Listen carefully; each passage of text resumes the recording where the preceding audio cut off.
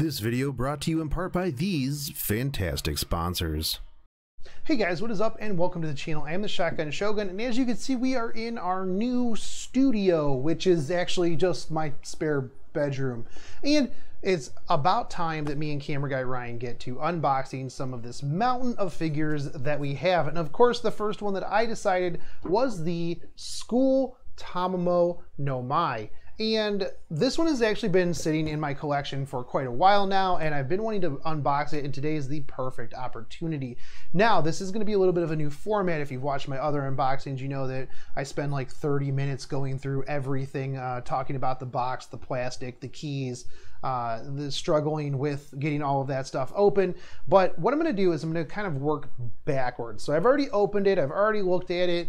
Now I'm going to give you my review on this figure. Now I will start out with the box, however, and one of the things that I really like about this box is it gives you multiple views of the figure itself. So you look here on the back, you know, you've got a nice big view, you've got a side view, you've got the front on view, and you've got the view up here in the front. You've also got this nice green plaid color, and that kind of gives you that reminiscent feeling of school outfits, school uniforms. So that's just a really nice extra touch to it. Now this figure is by Fat, and they're a little bit hit or miss on some of their figures.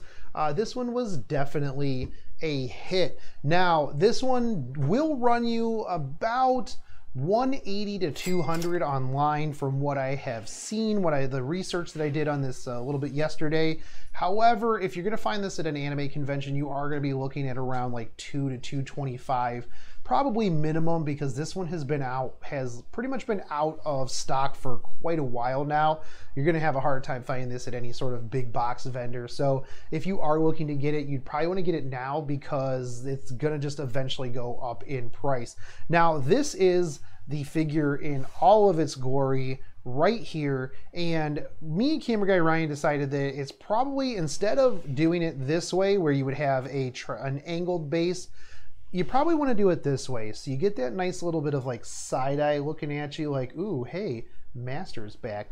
But let's take a look at this figure in general. Now the first thing that you'll notice is that unlike a lot of other Fate figures, completely bland base. It's a pea green. It is not the most exciting base in the world. So now let's get into this figure. So first off, the thing you'll notice what you'll notice is that this base does not have any sort of graphics on it at all, unlike most of the other Fate figures, short of I think maybe Semiramis. Most of them have at least like a summoning circle, something along those lines here on the base. And I think that one of the reasons for that is because of the pillow and Tamamo taking up the vast majority of the space, so you would really not see much. However, I do still think that that would have just been like a nice extra touch to kind of have, you know, the extra maybe graphical stuff around the outside there. Now you do have a cool seated pillow here, and one of the nice things is that it does have the legs, the leg areas keyed in here, and so that's going to be really nice for setting her in there. One of the things when I first opened this, I was a little concerned because I felt like I was like, oh man, how is she going to sit on this pillow? Obviously they were one step ahead of me on that. So now that we got that base out of the way, let's take a look at Tamamo herself. And this is a pretty hefty figure, much like most Tamamo figures that I have in my collection are. And a lot of that weight is right here in the tail. And that's because most of the tails are pretty beefy tails, pretty heavy. But let's take a look at her from piece by piece. So first off, we'll take a look here at the top. And first thing you'll notice here is that there's quite a bit of plot. Massive amounts of story. And by that I mean she has some pretty ample cleavage hanging out there. Now I do like the little bit of like tie hanging off kind of aesthetic that they have there. That's definitely a nice little, you know, male fantasy and some female fantasy. So that's nice, and they did a very good job with kind of swooping that across, kind of giving you that like action feel that it's definitely like hanging and dangling there after she has come home from school. Now, I will say that the top itself is a little bit too matte white for me. I would have liked it to be a little bit maybe like, I don't know, it's hard to explain, but it just feels like they just kind of put white on there. Like, I understand that that's how the shirt is going to be in real life, but they also went kind of over the buttons, like the buttons they just did a complete white on. So that was a little bit disappointing, and you can see that here on the left-hand side of the shirt itself. There's just no differentiation. Now, some of the shirt seams feel a little bit more pronounced than others. Like on the right hand side, the shoulder seam itself feels a little bit too overdone. Like the first time when I looked at it, I was like, oh yikes, is that a defect? But it might not be, as the left hand side also has a little bit of a shoulder seam. You can't really see it because of the massive amount of hair that is in the way. However, they do a very good job on the ruffles, the ripples, the action feel of the cloth itself on the shirt.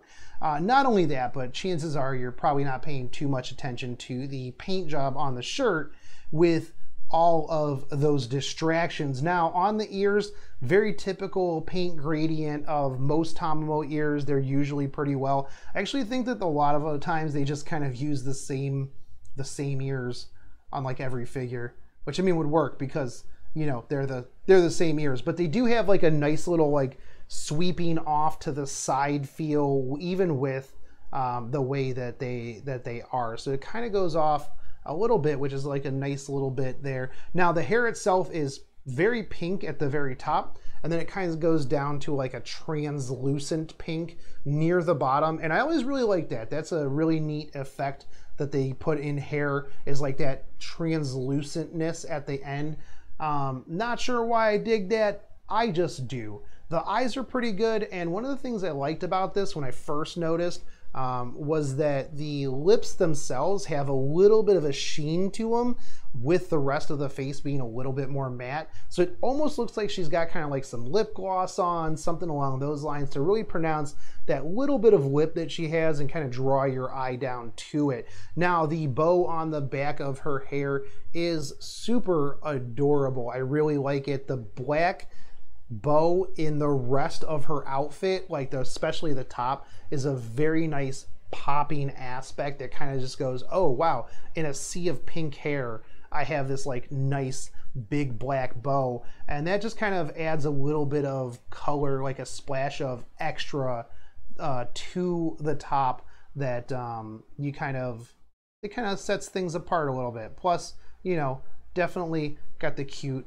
little hearts in there as well. So that is the top. One of the other things too that kind of got me was I wish she would have had like a little bit of nail polish on. That would have added a little bit of extra to the semi-bland hands that she has going on here. So let's take a look at the rest of this. Now, this does come apart here in that you can take the coat off of here, and then that's how you get the tail in. So we'll take a look at the coat first. So the coat is really nice. It is a little bit, it feels almost like it would be like a leather jacket of sorts with the way that the paint and everything is on here. It's got that feel to it. However, it's got these like little ruffles down here along the bottom. So it could be kind of either one. It definitely has the leather feel to it. However, it is knotted up here, so that is a little bit hard to do with a leather jacket if you've ever had one. Now, I do like the tasteful, just little bit of the skirt that is showing. There's just a tiny bit. However, it does have the whole skirt down here at the bottom. So when you are looking at it from behind, you will be able to see that there is a little bit of skirt in the back, and I'll show you that after we get this back on here. But just that tiny little bit of skirt that you'll see just kind of adds that extra feel to it, that yeah, this is definitely a thing. Now, you can opt to not have that on if you want. You could totally just rock it like like this, and I guarantee somebody out there will. Now, one thing that I like is the attention to detail here, and just this like little bit of back divot that they have going on.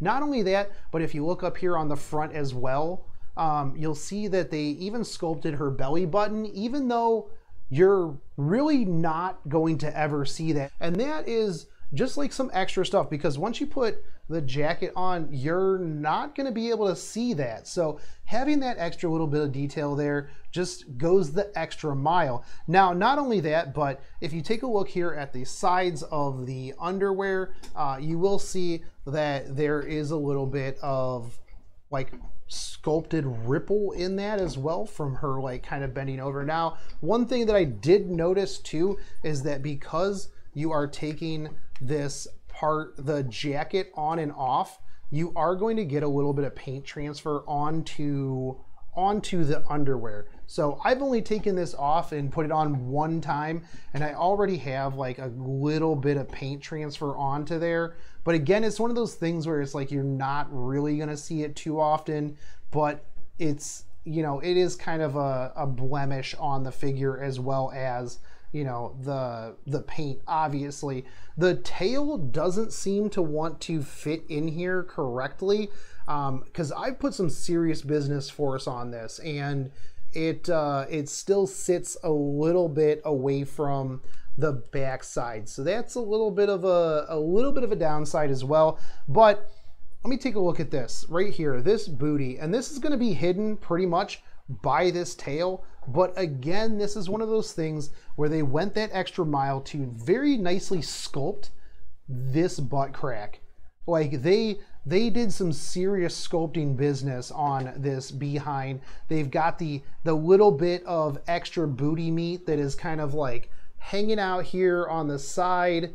They've got the little bit right here where she's bent over, how her underwear would kind of go up in there. They've got the nice thigh divot, the thigh, I don't know what you would even call that, just the thigh separation between like waist and thigh as she is bent over. They've got some really nice detail here on the thigh where her legs are from her sitting down. Not only that, but these thigh highs are really, really cute. Now, they did kind of go a little bit bare bones on the feet, but again, that's something that you're not going to see really well or very often. But on the back, they did put a little bit of toes here on the back of the thigh highs. Now, they also put like cute, super cute little hearts on the thigh highs, and I actually really enjoyed that. But here on the back of the underwear, you have like a little bit of paint differentiation here as well between the white and a little bit of purple, just to show that little bit of shadows. So on the tail is actually pretty well good for a Tamamo tail. You've got the decent amount of paint gradient in here, even where the tail kind of curls up here that she's going to be sitting on. There's a lot of nice shadow and everything in there. But again, I was a little bit disappointed because it almost feels like as hard as you're going to try to get this in here, you're never going to get this tail all the way in. And you don't want to force it too hard because, again, it's one of those things where you feel like you're just going to break it. So you do need to take this off of here and get that tail in there. And it's not the easiest thing to get on and off as this base, because you kind of have to finagle it up and around, which is what will lead to the paint being transferred over onto the underwear. So you can put her back together, and I do like the fact that she has like a very good flow between her top and her jacket. It doesn't seem like there's a hard division. It feels very natural. And that is a very good job of the sculptor being able to manage that. Now, once you get all of that said and done, you can put your Foxy Tamamo schoolgirl waifu on here. Now, one thing that I noticed, and this might just be because of the tail, but her hands don't sit flat on the base. She's a little bit up, and I don't know if that's just something with the way that I have this put together or not, but it is a little bit of something that bugs me. There's just this tiny little bit of space between her hands and the base of the figure. And yeah, I might have to finagle this and make sure that everything is extra tight just to see if that rectifies itself, but it's going to end up going into a case, and chances are I'm not going to notice that. Although now that I've said that, I'm going to notice that every single time. So yeah, there you guys have it. This is the Fat Tamamo Extella casual schoolgirl outfit figure, and this is going to go directly into my Tamamo shelf that I have, my Tamamo glass case, as just another Tamamo joins the figure family of Shotgun Shogun. So let me know in the comments if you guys enjoyed this. Do you like the new setup? Do you like the new format? I am enjoying it, and I'm looking forward to unboxing much more out of the monstrous mountain of figures that I have. If you did like this, make sure that you hit that subscribe button, smash that bell notification, drop me a like and a comment, and we'll catch you guys on the next one. Take it easy, homies. Peace.